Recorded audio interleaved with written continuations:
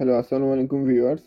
আজকে আমরা রিভিউ করব এই ফাস্ট চার্জিং মডিউলটি। এই মডিউলটির মডেল নাম্বার হলো TPS61088। এই মডেলটি আমি দারাজ থেকে 300 টাকায় কিনেছিলাম। তো আজকে আমরা দেখব যে এটার 300 টাকার প্রাইসটা জাস্টিফাইড কিনা। চলুন শুরু করা যাক। এই মডেলটিতে আউটপুটের জন্য একটি মাত্র টাইপ এ ইউএসবি পোর্ট রয়েছে। চার্জিং এর জন্য এখানে কোনো পোর্ট দেওয়া হয়নি, এর মানে শুধু এটা আউটপুট হিসেবে কাজ করবে।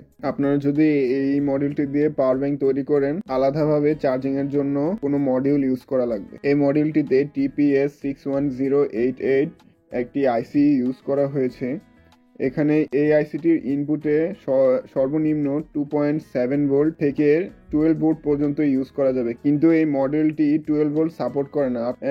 সর্বোচ্চ 2.7 থেকে 5 ভোল্ট পর্যন্ত এই মডেলটিকে ইউজ করতে পারবেন। এখানে দেখাচ্ছে মডেলটি ইনপুটে সর্বোচ্চ 10 এম্পিয়ার পর্যন্ত কারেন্ট নিতে পারে, যেটা অনেক বেশি। সাধারণ যে 18650 ব্যাটারিগুলো, এগুলো কখনোই 10 এম্পিয়ার পর্যন্ত কারেন্ট আউটপুট দিতে পারবে না। আর ডাটা শিটে কোন কোন প্রোটোকল সাপোর্ট করে এটার তেমন কোনো ধারণা দেয়া হয়নি। তো আমরা এটা ইউএসবি টেস্টারের মাধ্যমে চেক করে দেখব। আমার টেস্টিং এ এই মডেলটি 2.5 ভোল্টে অন হচ্ছিল এবং সর্বোচ্চ 5 ভোল্ট পর্যন্ত ইনপুটে নিচ্ছিল, যা অ্যাকচুয়ালি মানানসই, কারণ 18650 যে ব্যাটারিগুলো, এগুলো সর্বনিম্ন 2.5 ভোল্ট পর্যন্ত আপনি ডিসচার্জ করতে পারবেন। এখানে আমি একটি পাওয়ার সাপ্লাই ইউজ করব এই মডেলটিকে পাওয়ার দেওয়ার জন্য।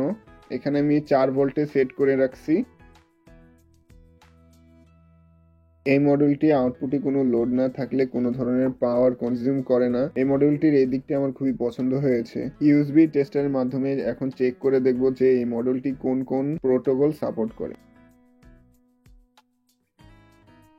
এখানে আমরা দেখতে পাচ্ছি যে অ্যাপেলের 5 volt 2.4 ampere, DCP 5 volt 1.5 ampere, Samsung AFC 9 volt, Huawei FCP 5 volt এবং 9 ভোল্ট, কিউসি 2.0 5 ভোল্ট 9 ভোল্ট এবং 12 ভোল্ট, কিউসি 3.0 12.16 ভোল্ট। পিডি এটা সাপোর্ট করে না, বুক ড্যাশ র্যাপ এগুলো সাপোর্ট করে না। 300 টাকার প্রাইস অনুযায়ী এই আউটপুট গুলো মানানসই না। এখন আমরা একটি লোড টেস্টারের মাধ্যমে চেক করে দেখব যে এই মডেলটি বিভিন্ন ভোল্টেজে কেমন আউটপুট দিতে পারে।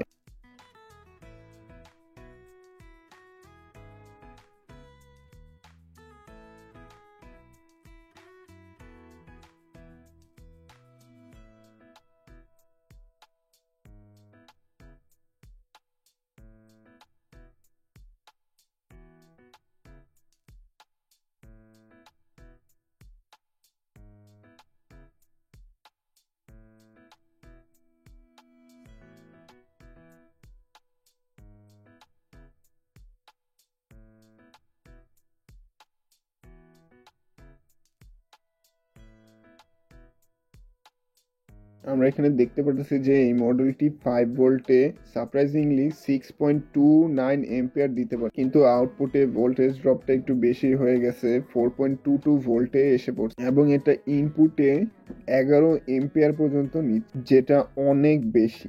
এর মানে ফুল লোডে এই মডেলটির এফিসিয়েন্সি অ্যারাউন্ড 63.48%, যেটা ফুল লোডে মানানসই। এখন আমরা এই মডেলটিকে 9 ভোল্টে ট্রিগার করে দেখব যে এটা কতটুকু আউটপুট দিতে পারে।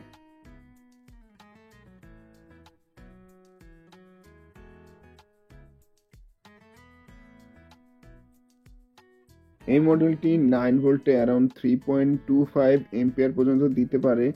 এর থেকে বেশি আউটপুট নিলে এটার ভোল্টেজ অনেক বেশি ড্রপ হয়ে যায় এবং এফিসিয়েন্সি আগের মতোই 63%-এর মতো থাকে। এখন আমরা মডেলটিকে 12 ভোল্টে সেট করে দেখব যে এটা 12 ভোল্টে কতটুকু আউটপুট দিতে পারে। 12 ভোল্টে অ্যারাউন্ড 2.5 এম্পিয়ার পর্যন্ত দিতে পারে এবং এফিসিয়েন্সি ওই একই 63%-এর মতোই থাকে। আমার মনে হচ্ছে যে এই মডেলটি আরো বেশি আউটপুট দিতে পারবে, কারণ আমার পাওয়ার সাপ্লাইটি 11 এম্পিয়ারের বেশি আউটপুট দিতে পারে না। তো আমরা একটি লিথিয়াম পলিমার ব্যাটারি ইউজ করব, দেখব যে এর থেকে আরো বেশি আউটপুট নেওয়া যায় কিনা। এখানে আমি লিথিয়াম পলিমার ব্যাটারি ইউজ করতেছি, কারণ লিথিয়াম পলিমার ব্যাটারি অনেক বেশি এম্পিয়ার পর্যন্ত আউটপুট দিতে পারে। লিথিয়াম আয়ন ব্যাটারিগুলো এই পরিমাণ এম্পিয়ার দিতে পারে না। ব্যাটারিতে মোটামুটি ফুল চার্জ রয়েছে। এখানে মাল্টিমিটারের মাধ্যমে দেখা যাচ্ছে যে অ্যারাউন্ড 4.04 ভোল্টে আছে এখন ব্যাটারিটি।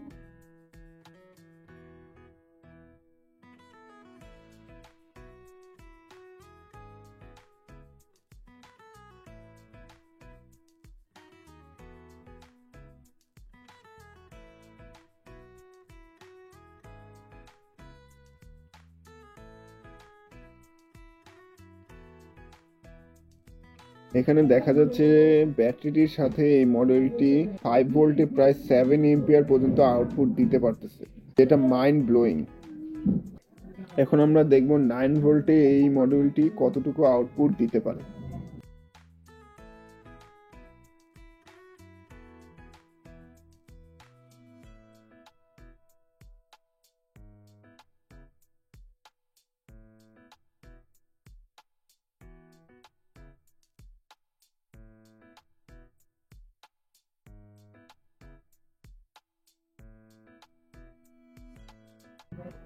এখানে দেখতে পাচ্ছি যে 9 ভোল্টে বা 8 ভোল্টে এই মডেলটি 4.22 এম্পিয়ার বা 33 ওয়াট পর্যন্ত আউটপুট দিতে পারে। এখন দেখবো এই মডেলটি 12 ভোল্টে কত আউটপুট দিতে পারে।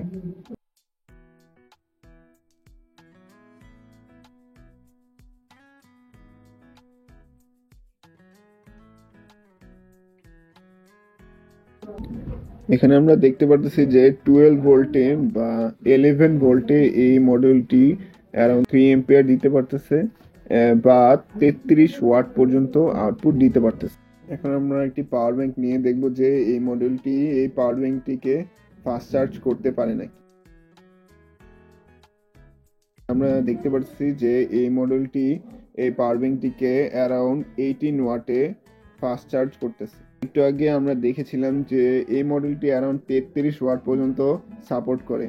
এখন আমি এই একটি ফোন নিব যেটা অ্যাকচুয়ালি 33 ওয়াট সাপোর্ট করে। তো এটা আমি দেখাচ্ছি যে এটা যে 33 ওয়াট সাপোর্ট করে কিনা। এই মোবাইল স্ক্রিনে দেখা যাচ্ছে যে এটা চার্জে এখন 33 ওয়াটে ফাস্ট চার্জ হচ্ছে। এখন আমরা দেখব যে এই মডেলটি এই ফোনকে 33 ওয়াটে ফাস্ট চার্জ করতে পারে কিনা।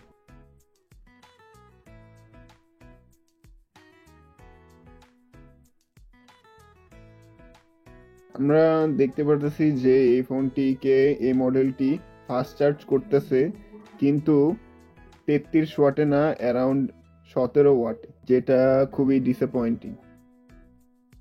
এখন আমরা দেখব যে এই মডেলটি থেকে যদি আমরা অ্যারাউন্ড 28 ওয়াট আউটপুট নেই তাহলে এই মডেলটি কতটুকু গরম হবে।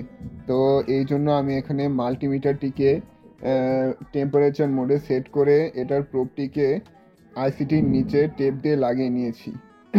এখন আমরা দেখব যে এটা কেমন গরম হয়।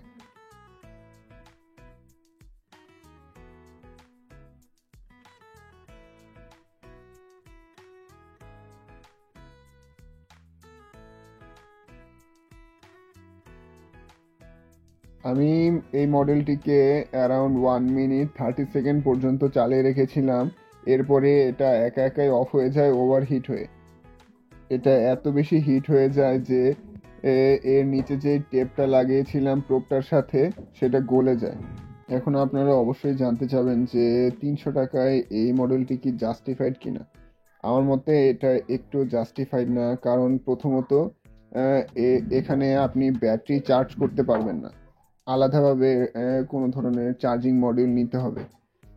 দ্বিতীয়ত এখানে বুক বা র্যাপ বা কোনো ধরনের ফাস্ট চার্জ হবে না। এটা 33 ওয়াট পর্যন্ত আউটপুট দিতে পারে, কিন্তু 33 ওয়াটে কোনো মোবাইলকে চার্জও করতে পারে না।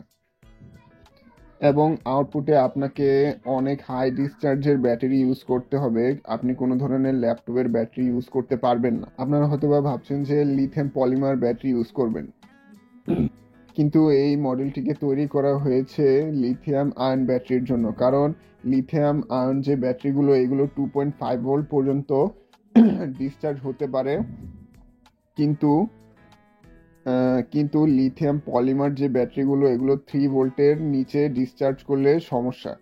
কিন্তু এই মডেলটি 2.5 ভোল্ট পর্যন্ত যায়, যার মানে এটা যদি আপনি ব্যাটারিটিকে ফুলি ডিসচার্জ করেন তো আপনার ব্যাটারিটি তাড়াতাড়ি নষ্ট হয়ে যাবে। তো এই মডেলটি আমার পক্ষ থেকে একটু রেকমেন্ডেড না। 300 টাকায় এর থেকেও ভালো মডিউল আছে। তো আশা করি আমার ভিডিওটি ভালো লেগেছে। ভিডিওটি ভালো লাগলে লাইক, কমেন্ট, শেয়ার এবং সাবস্ক্রাইব করে দিবেন। আল্লাহ হাফেজ।